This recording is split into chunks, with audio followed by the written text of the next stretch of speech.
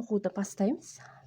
Жіпті осылай саусаққа айналдырып аламыз да, жіпті өткізіп, айналдырып іліп аламыз. Бізде осындай сақина пайда болды. Осы сақинаның ішіне 12 накидті ілмек столбик тоқимыз. 2, 3. Бұл бізде бірінші столбик болып саналады. Енді осының ішіне тағы 11 столбик тоқимыз накидімен.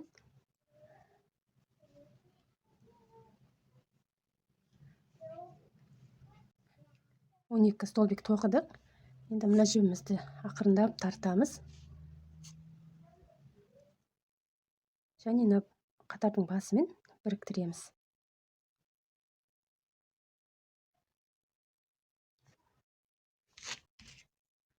Келесі қатарымызға екінші түстегі жібімізді аламыз.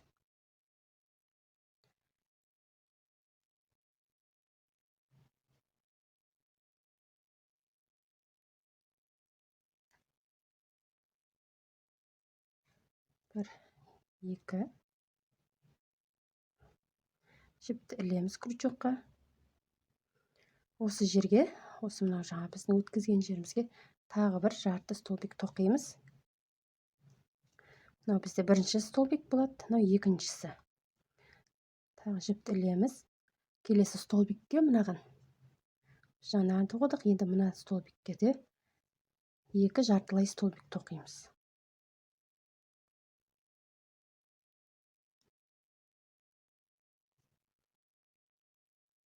Енді келесісіне накидпен толық столбик тоқимыз, бір накидті. Тағы біреуін тоқимыз осы жерге.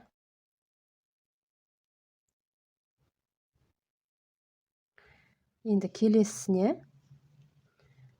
2 накидті столбик тоқимыз.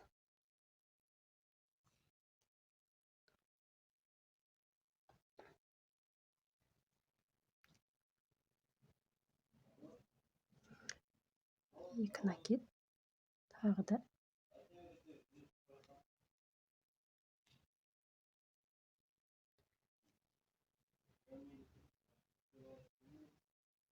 екі ауа ілмегі, жіпті 2 айналдырамыз. Тура осы жердегідей мына жағына тоқимыз. Екі жағы симметриялы болды. Әрі қарай жалғастырамыз. Келесі столбикке жай ғана столбик тоқимыз, накидсіз.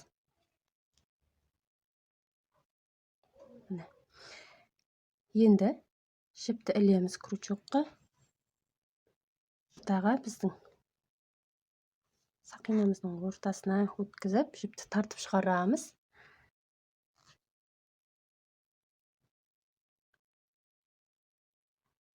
Осылай тағы 5-еуін тоқимыз. Қатты тартпаңыздар, мынау ішіндегі жиырылып қалмау керек. Барынша бостау болу керек. Міне 6-ауын тоқыдық. 1, 2, 3, 4, 5, 6. Енді біздің бастаған столбиктің жанындағы осы ілмекке бір столбик тоқимыз.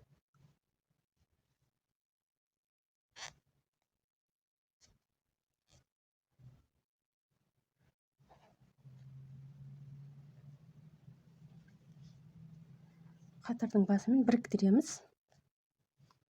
Екінші қатарымыз тоқып болдық. Шамалы тартып жабыңқыраймыз. Енді үшінші түстегі жібіміз, үшінші қатар. Үшінші қатарда мынау бізде жай столбик, накидсіз. Осыдан бастаймыз.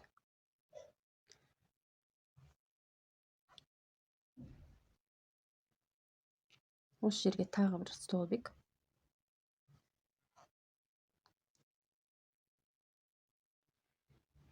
Енді келесі былайынан столбиктің басынан алмаймыз. Толығымен былайынан ортасынан өткізіп аламыз.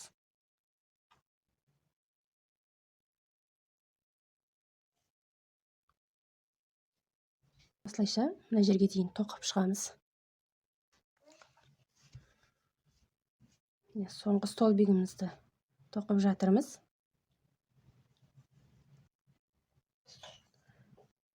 Енді келесісін мына екі жарты столбиктің ортасына тоқимыз. Жіпті іліп аламыз крючокқа. Осы жерге жарты столбиктен тоқимыз. Тағы біреуін.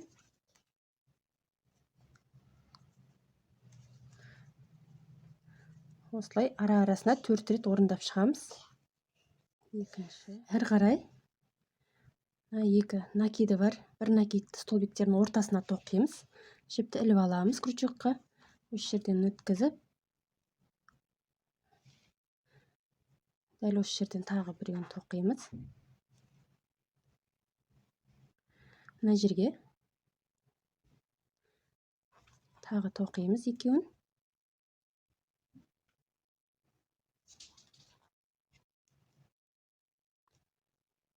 Енді мынау екі накидті столбиктердің арасына екі накидті столбиктен тоқимыз екеу.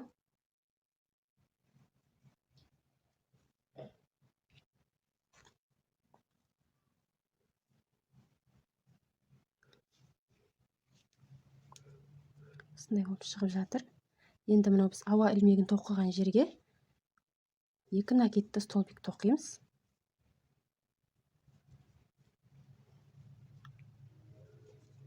Тағы біреуін.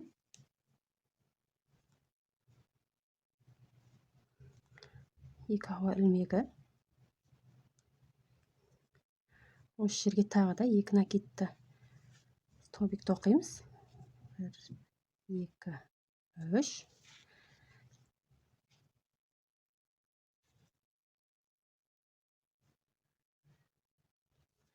Осылай әрі қарай мына бүйіріне симметриялы етіп тоқып бітіреміз қатарда. Мотивіміз дайын болып қалды. Міне әдемі болып шығып жатыр. Осылай қалдырсаңыздар да болады, бірақ мен 4 бұрышты мотив қыламын бұны. Мына жерге менің белгілеп қойғандарым. Бұл жерде тоқымай өтіп кетеміз. Мұқият қарап алыңыздар. Мынау жай столбикпен жартылай столбиктің ортасынан белгілеп қойдым. Мына жерде жартылай столбик біткенімен бір накидті столбиктердің біткен жерінен белгілеп қойдым. Мына жақтарында да солай белгілеп қоямыз. Мына жерлерге тоқылмайды, ештеңе өтіп кетеміз. Енді әрі қарай жалғастырамыз. Келесі түстегі жібімізді аламыз. Жерде 1, 2, 3, 4. 1, 2, 3, 4. Міне ортасына осы жерден бастаймыз.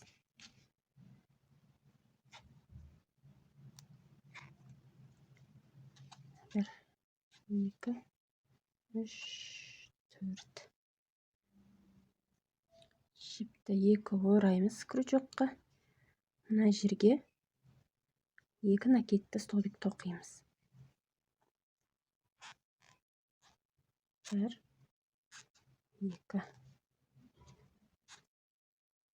Енді мына жерге бір накидті столбик. Мына жерге бір накидті столбик.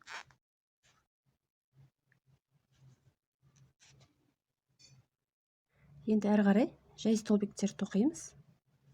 5-еуін тоқимыз. 1, 2, 3, 4. Мына белгілеген жерді қалдырып кетеміз. Мына екі жарты столбиктің ортасына 5-шісін тоқимыз. 5. Әрі қарай бір жарты столбик, жіпті іліп алдым. Жартылай столбик. Жіпті іліп аламын да бір накидті столбик, толық столбик. 1, 2 айналдырамын да мына жерге екі накидті столбик тоқимыз. Екі ауа ілмегі.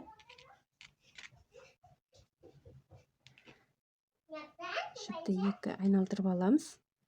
Мына жерге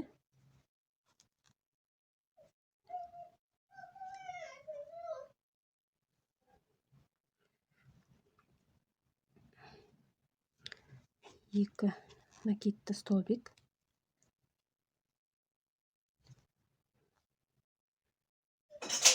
Екі жай столбик. белгілеген жерді қалдырып кетеміз. Мына жерге тоқимыз.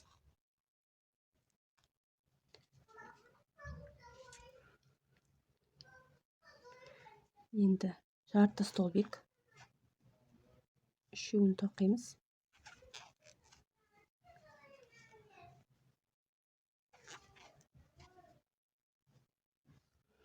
Әрі қарай жай столбик тоқимыз.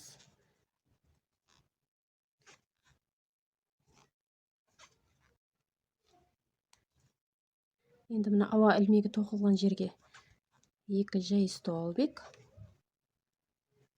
2 ауа ілмегі, тағы да 2 жай столбик осы жерге. Әрі қарай осыған симметриялы етіп мына бетінде тоқып шығамыз. Аяқталып қалды. 2 накидті столбикке келдік. Міне біреуін мына жерге тоқимыз.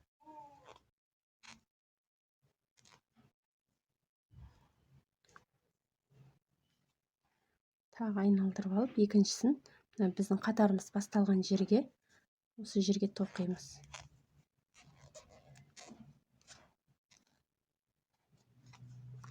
Екі ауа ілмегі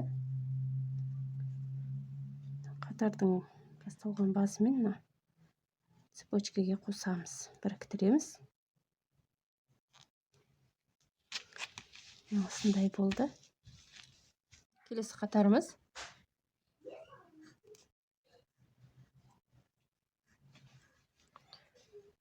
келесі қатарда біз былайынан столбиктердің ортасына тоқимыз. Былайынан басынан емес, екі ортадан алып осылай тоқимыз. Төрт бұрыштың бұрышына келдік, ауа ілмектер жағына. Бұл жерге 2 столбик тоқимыз, бір накидті, 2 ілмек, тағы да екеуін тоқимыз. Әрі қарай бір-бірден тоқимыз. Тағы да бас жағындағы бұрышқа келдік. Үшкір жағында ілмектерге жай ғана столбик тоқимыз. Накидсіз столбик тоқимыз. 1, 2, 2 ілмек. Тағы да 2 столбик.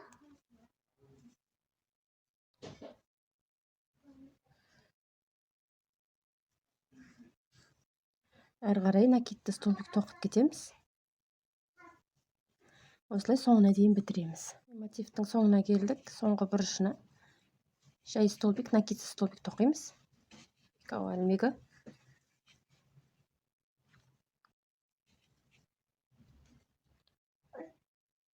Қатардың басымен біріктіреміз.